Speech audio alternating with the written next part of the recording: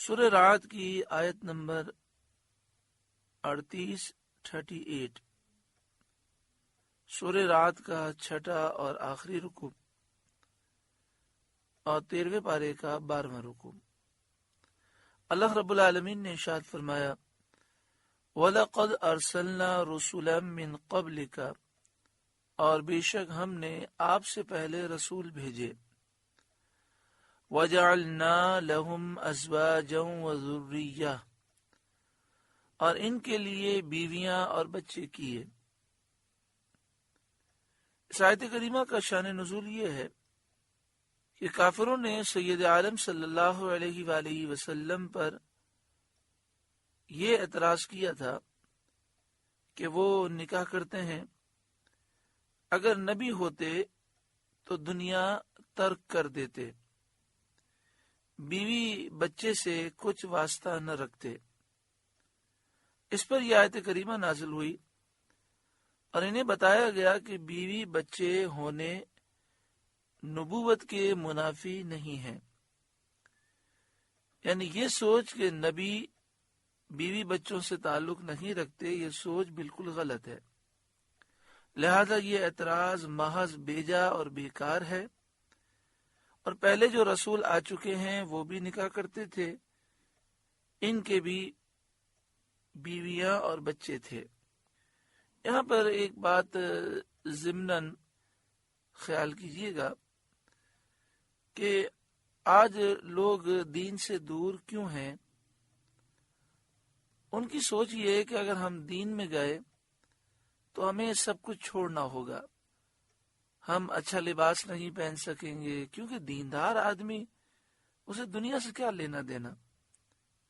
تو اس بات کو سمجھ لیں کہ دین پر عمل کرنا انتہائی آسان ہے، صرف حرام سے بچنا ہے، گناہ سے بچنا ہے، فرائض واجبات سنتیں مؤکدہ کی پابندی کرنی ہے۔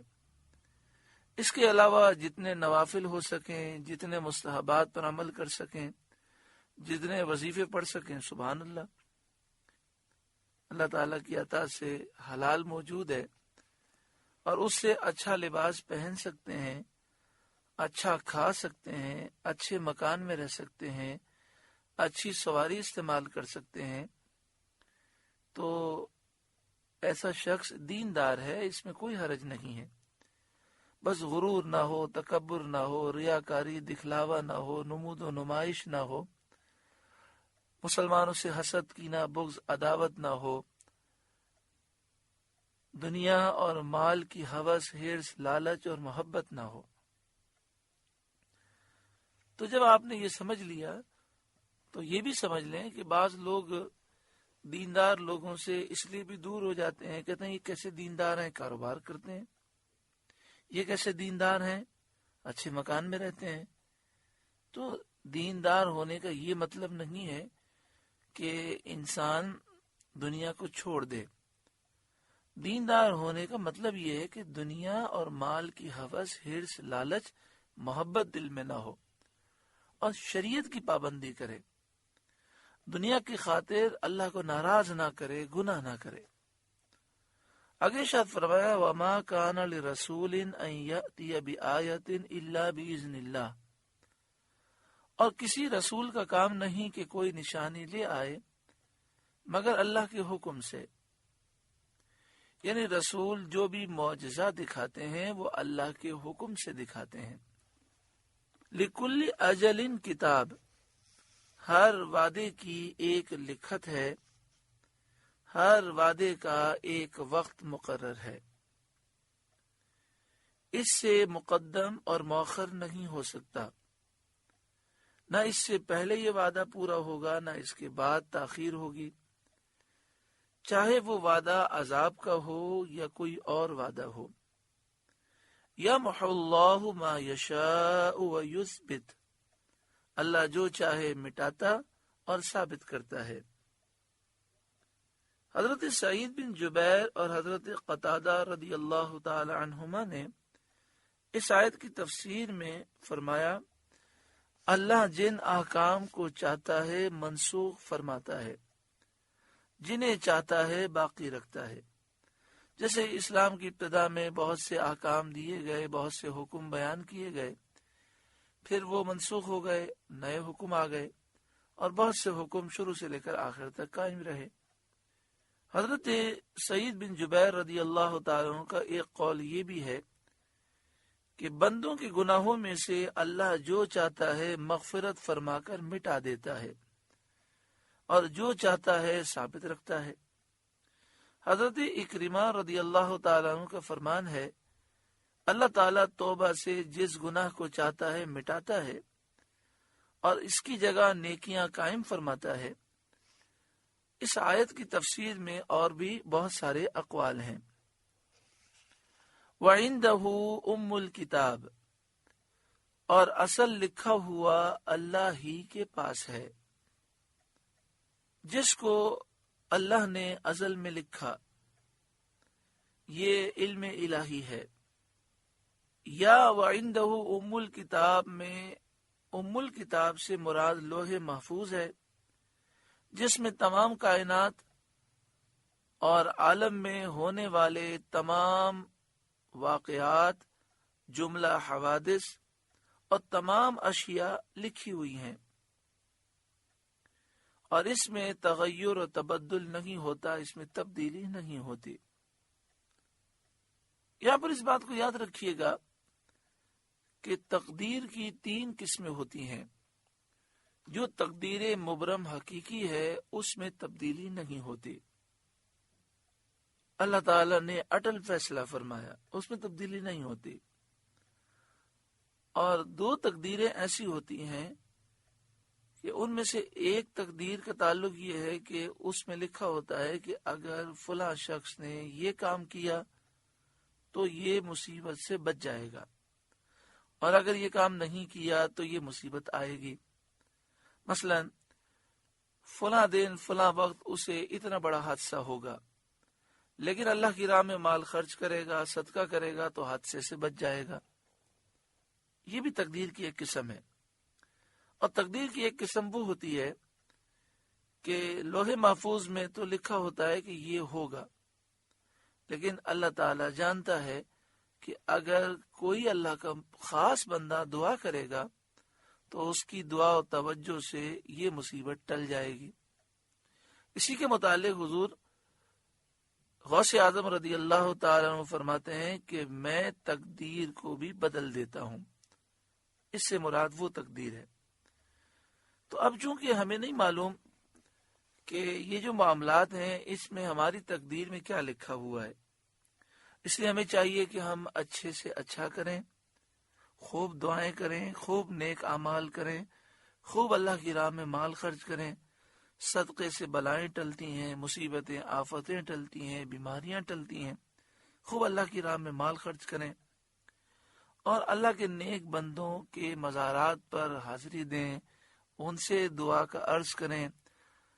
اللہ کے نیک بندے جو حیات ہیں ان کی خدمت سے برکتیں حاصل کریں، دینی محفلوں میں آئیں، قرآن پاک کی تلاوت کریں، خوب نماز کی پابندی کریں۔ یہ ہمارا کام ہے۔ گناہ کر کے انسان اپنے ہاتھ پر ہاتھ رکھ کر بیٹھا رہے اور کہے کہ جی تقدیر میں لکھا ہوا تھا اس لیے ہو گیا، ایسا سوچنا اور ایسا کہنا منع ہے۔ پوری تقدیر کی تفصیل باہر شریعت کتاب کے پہلے حصے میں موجود ہے، وہاں سے آپ ضرور مطالعہ کریں۔ یہ بھی بات یاد رکھیں، تقدیر پر ایمان رکھنا ضروری ہے، اس پر بحث کرنا منع ہے۔ حضرت صدیق اکبر اور حضرت عمر رضی اللہ تعالیٰ عنہ تقدیر کے مسئلے پر بحث کر رکھے تھے تو نبی اکرم صلی اللہ علیہ وآلہ وسلم نے منع فرما دیا۔ آپ صلی اللہ علیہ وآلہ وسلم نے فرمایا کہ میری امت میں جو تقدیر کا انکار کریں گے وہ میری امت کے مجوسی ہوں گے۔ اچھا کام کر کے نسبت تقدیر کی طرف کی جائے، میں نے اچھا کام کیا اس لیے کہ تقدیر میں لکھا تھا۔ برا کام کر کے تقدیر کی طرف نسبت کرنا منع ہے، بلکہ انسان اللہ تعالیٰ کی بارگاہ میں توبہ کرے، اور جب نقصان ہو جائے تو یہ تصور کرے کہ میرے گناہوں کی نحوست ہے۔ باقی ایمان یہی ہونا چاہیے کہ تقدیر میں سب کچھ لکھا ہے، جو لکھا ہے ہمارا اس پر ایمان ہے، اس پر ابحاث اور بحث نہیں کرنی چاہیے، کیونکہ ہماری عقلیں اس گہرائی کی بات کو سمجھنے سے قاصر ہیں۔ وَإِمَّا نُرِيَنَّكَ بَعْدَ الَّذِي نَعِدُهُمْ، اور اگر ہم آپ کو دکھا دیں کوئی وعدہ جو انہیں دیا جاتا ہے، یعنی اے محبوب صلی اللہ علیہ وآلہ وسلم، ہم نے کافروں کو جو عذاب کا وعدہ دیا ہے وہ عذاب آپ کی ظاہری حیات میں کافروں پر آ جائے، او نتوفینک، یا پہلے ہی ہم آپ کو اپنے پاس بلائیں، یعنی آپ کا وصال ہو جائے اور عذاب آنے سے پہلے ہی آپ دنیا سے تشریف لے جائیں۔ فَإِنَّمَا عَلَيْكَ الْبَلَاغُ، تو بہرحال آپ پر تو صرف پہنچانا ہے، وَعَلَيْنَا الْحِسَابُ، اور حساب لینا ہمارے ذمے، یعنی حساب لینا ہمارے ذمے ہے۔ تو اے محبوب آپ صلی اللہ علیہ وآلہ وسلم کافروں کے اعراض کرنے سے، ان کے جھٹلانے سے، سرکشی کرنے سے آپ رنجیدہ نہ ہوں۔ اولم یرو، کیا انہیں نہیں سوجھتا، کیا انہوں نے نہ دیکھا، کیا وہ اس بات کو سمجھتے نہیں، اَنَّا نَأْتِي الْأَرْضَ نَنْقُصُهَا مِنْ أَطْرَافِهَا، کہ ہم ہر طرف سے ان کی آبادی گھٹاتے آ رہے ہیں اور زمین شرک کی وسعت دم بدم کم کر رہے ہیں۔ اور سید عالم صلی اللہ علیہ وآلہ وسلم کے لیے کفار کے گرد و پیش کی زمینیں یک بعد دیگرے فتح ہوتی چلی جاتی ہیں،